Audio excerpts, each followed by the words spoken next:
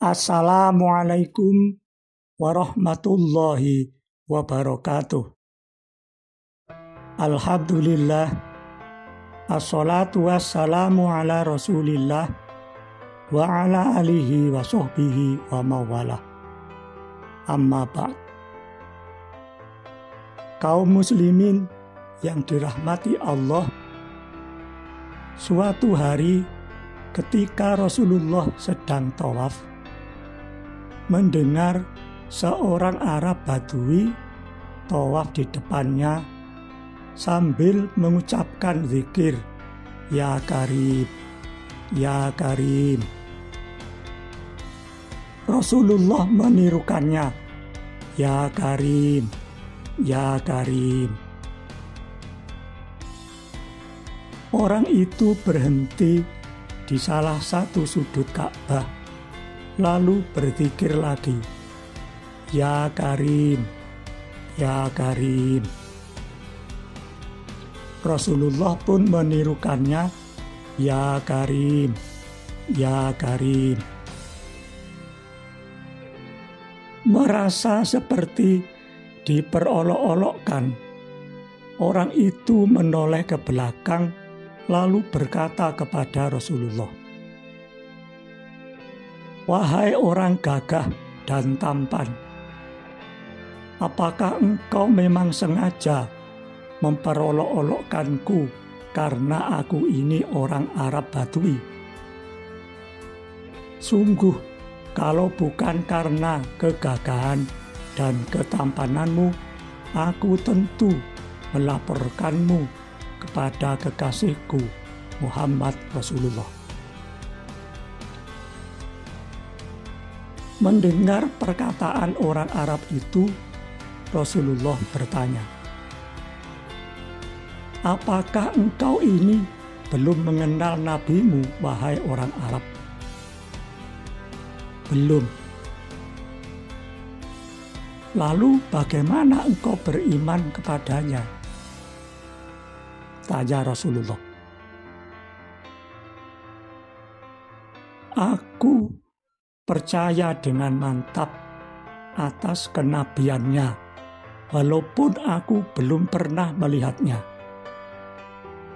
Aku membenarkan sabdanya, walaupun aku belum pernah bertemu dengannya," jawab orang Arab itu.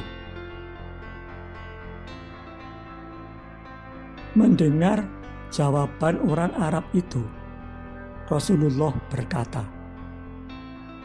"Aku ini nabimu di dunia dan penolongmu di akhirat." Melihat ada Rasulullah di depannya, ia tercengang seperti tidak percaya. "Tuan, apakah engkau ini Nabi Muhammad?" "Iya." Orang Arab itu lalu mencium kaki Rasulullah. Melihat hal itu, Rasulullah segera menarik tubuh orang itu agar berdiri. "Jangan berbuat seperti itu. Perbuatan seperti itu biasanya dilakukan oleh hamba sahaya kepada juragannya. Ketahuilah, Allah mengutusku bukan untuk dihormati berlebih-lebihan atau diagung-agungkan.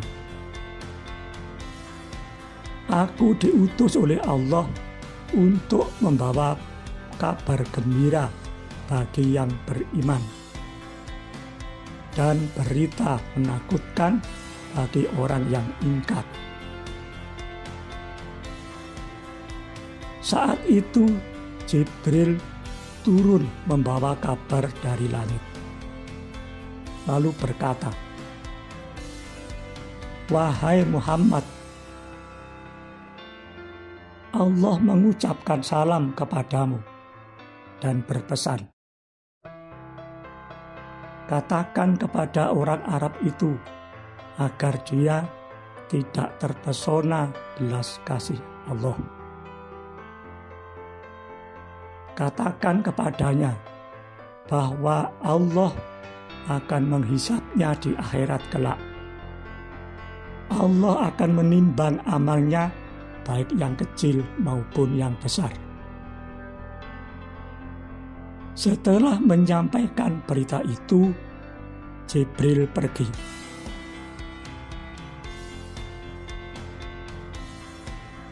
Orang Arab itu pun lalu berkata, "Demi keagungan dan kemuliaan Allah, jika Dia akan memperhitungkan amal hamba, hamba pun akan membuat perhitungan dengannya." "Apa yang akan engkau perhitungkan dengan Allah?" tanya Rasulullah. "Jika Allah memperhitungkan dosa-dosa hamba, hamba akan memperhitungkan betapa besar maghfirahnya.